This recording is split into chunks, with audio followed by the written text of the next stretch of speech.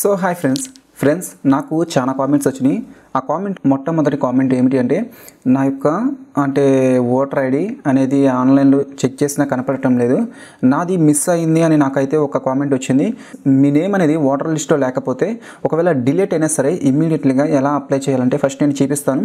ఆ తర్వాత మీ యొక్క నేమ్ అనేది ఓటర్ లిస్ట్లో ఉందో లేదో ఎలా చెక్ చేసుకోవాలో నేను చూపిస్తాను. చూడండి, మీ యొక్క నేము ఒకవేళ డిలీట్ అయితే వాళ్ళు ఎలా అప్లై చేయాలంటే చాలా సింపుల్.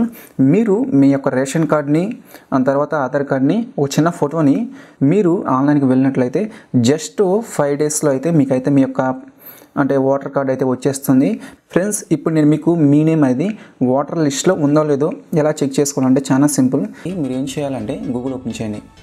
గూగుల్ ఓపెన్ చేసినాక ఇక్కడ సెర్చ్ ఉంటుంది, మీకు నచ్చిన బ్రౌజర్ని మీరు ఓపెన్ చేయండి. ఇక్కడ మీరు ఏం టైప్ చేయాలంటే CEO ఆంధ్ర టైప్ చేయండి. CEO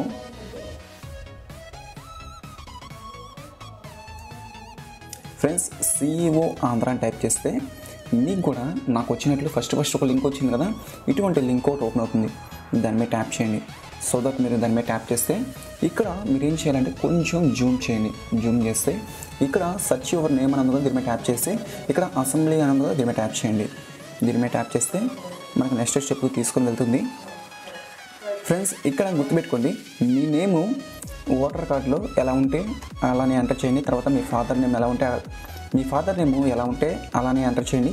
సో దట్ మీరు ఈ ఆప్షన్ మీద ట్యాప్ చేయండి. సెకండ్ ఆప్షన్ మీద ట్యాప్ చేసి ఓటర్ కార్డులో డేట్ ఆఫ్ బర్త్ ఎలా ఉంటే అలా ట్యాప్ చేయండి.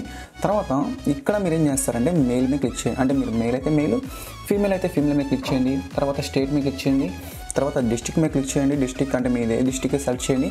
ఇక్కడ దీని మీద క్లిక్ చేసి మీరు అన్నీ క్లిక్ చేస్తే మీ సిటీ వస్తుంది చివరిలో.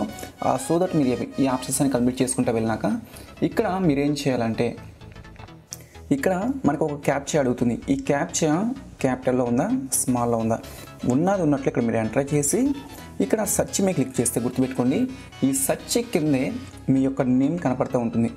ఆ నేమ్ మీద క్లిక్ చేస్తే మీ యొక్క ఓటర్ కార్డ్ అనేది ఓపెన్ అయిపోతుంది. తర్వాత మీకు ఎక్కడ పోలింగ్ వేయాలి అనేది అక్కడైతే మీకు చూపిస్తుంది. ఫ్రెండ్స్, ఈ వీడియో మీకు చాలా బాగా యూస్ అయిందని నేనైతే అనుకుంటున్నాను. ఈ వీడియో కనుక మీకు నచ్చితే లైక్ చేయండి. ఈ వీడియోని మీ ఫేస్బుక్ అండ్ మీ వాట్సాప్ గ్రూప్లలో కూడా షేర్ చేయండి. Thank you.